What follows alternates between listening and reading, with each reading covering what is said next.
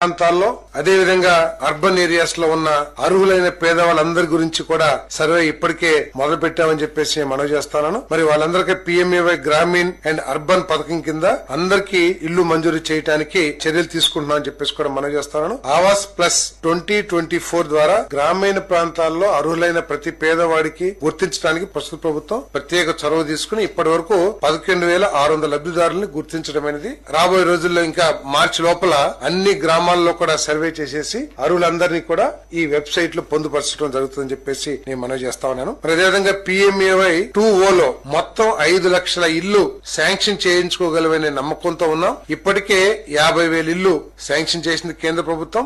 ఈ Awas plus survey పూర్తి అయినాక మార్చి కల్లా మరో 4-4.5 లక్షల ఇల్లు కేటాయిస్తారని చెప్పేసి నమ్మకంతో ఉన్నా అని చెప్పేసి కూడా మనవి చేస్తా ఉన్నాను. మరి ముఖ్యమంత్రి గారు మళ్లీ గత 14-19 ఏ విధంగా అయితే SC, ST, PG